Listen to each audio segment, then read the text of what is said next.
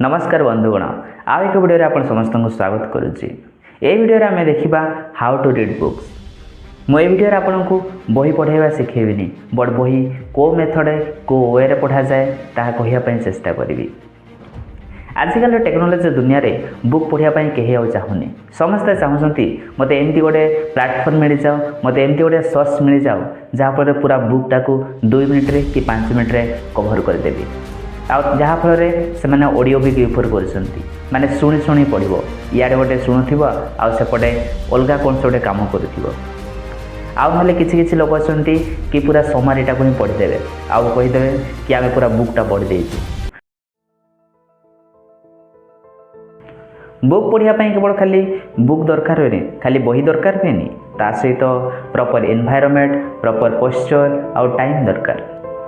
तुम समस्त मन थी जो आम स्कूल थे कि कॉलेज थे केमी पाठ पढ़ुले अधिकांश पिला आप देखिथे से किए शुईकी पढ़ू थाए किए पेटेकी पढ़ू थाए तो पुणी किए चेयर बसी थाए आउ तार गोड़ जा कांथरे लंबी थाए एमती अनेक स्टाइल बसी पाठ पढ़ु था से पोजिशन रे बसिकी या शोईकी पढ़ीदेला तो मन रहीगला बट लॉन्ग टाइम क्या सस्टेन करें ना किसी समय पढ़ला आप देखिए इंटरेस्ट सरीज आ पढ़िया को इच्छा होनी क्या निद लगुथ कि क्या मोबाइल देखा इच्छा हो कि सांग सहित जाकि मस्ती करने इच्छा हो लॉन्ग टर्म आम के पढ़ी पारनु से कौन करेंगे ना जदि अधिक एफिशिएंटली लॉन्ग टर्म बुक पढ़ाई चाहो इंटरेस्ट सहित देन नॉर्मली तुम एमती मुझे जमी बसी गोटे चेयर नब टेबुल नब आ देन बुक पढ़ जदि तुम पाखे टेबुल ना चेयर ना देन नॉर्मली चका मुड़े फ्लोर रे बसिक पढ़ी पार।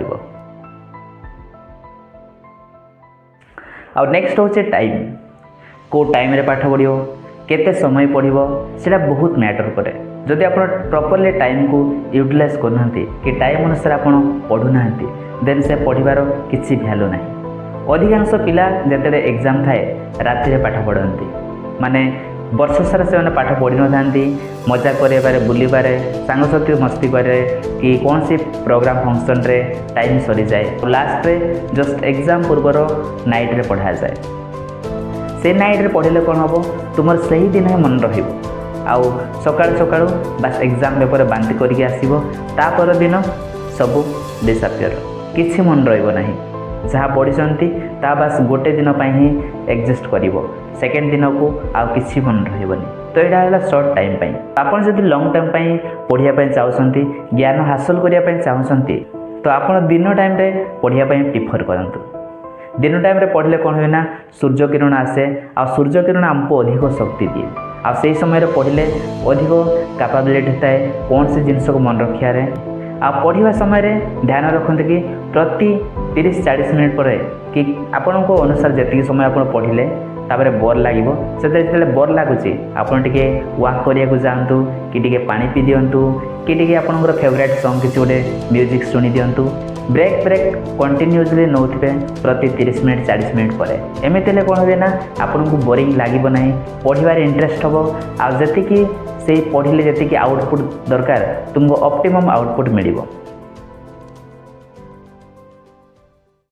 पढ़ाई बैकग्राउंड बहुत जरूरी को एनवायरनमेंट पढ़ुच ताहा डायरेक्टली डिपेंड करे तुम पढ़ा सहित आपण मैंने बहुत जन को देखिथे मुझे बहुत जन को देखी किसी लोक अच्छा जी बुक पढ़ु था सहित बैकग्राउंड रे किसी काम स्मूथ म्यूजिक चलई था जहाँफल पढ़िया को इंटरेस्ट हुए मजा आसे पढ़वे तो आपड़ भी से फॉर्मूला यूज करें कि आपण को बैकग्राउंड रे कि फोन मोबाइल किसी गोटे स्मूथ म्यूजिक कि पियानो कि वर्षा हो कि एमती गोटे कौन से म्यूजिक चल स्मूथली जहाँ शुणा जाऊ जहाँ तुम पढ़ार एबिलिटी को इनक्रीज कर तुम एफिशिएंसी को इनक्रीज कर तुम अधिक प्रोडक्टिव वे तुम पढ़ी पार बुक को इंटरेस्ट सहित जदि तुम इंटरेस्ट देन बैकग्राउंड म्यूजिक को निहाती पढ़ा समय ऐड कर देख यह तुमको बहुत आउटपुट दब।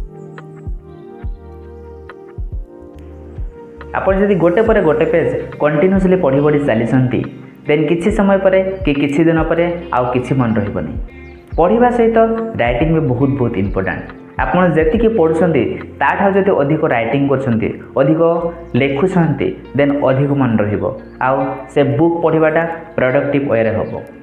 ତେଣୁ ମୁଁ ତୁମକୁ ରେକମେଣ୍ଡ କରିବି ତୁମେ ଯେତିକି ପଢ଼ୁଛ ତାଠୁ 2 ଗୁଣା ଲେଖ।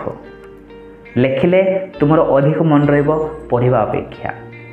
ତ ଯେତେବେଳେ ଆପଣ ଲେଖୁଛନ୍ତି ଆପଣ ସର୍ଟ ନୋଟ୍ ବନାନ୍ତୁ, ସମରାଇଜ୍ ନୋଟ୍ ବନାନ୍ତୁ, ପଏଣ୍ଟ ୱାଇଜ୍ ବନାନ୍ତୁ ଯେଉଁଟା ଇମ୍ପୋର୍ଟାଣ୍ଟ। ସେଥିରେ କିଛି ଫର୍ମୁଲା ଥିବ, ସେଥିରେ କିଛି କ୍ୟାରେକ୍ଟର ଥିବ, ସେଥିରେ କିଛି ଡାଇଗ୍ରାମ୍ ଥିବ, କିଛି ଚାର୍ଟ ଥିବ, ଏମିତି ପ୍ରକାରରେ ଆପଣ ନୋଟ୍ ବନାନ୍ତୁ।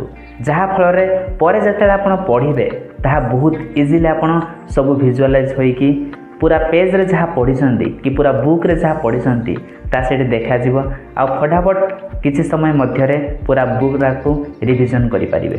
ତେଣୁ ଆପଣଙ୍କୁ ରେକମେଣ୍ଡ କରିବି ଆପଣ ଅଧିକରୁ ଅଧିକ ଆପଣ ଲେଖନ୍ତୁ।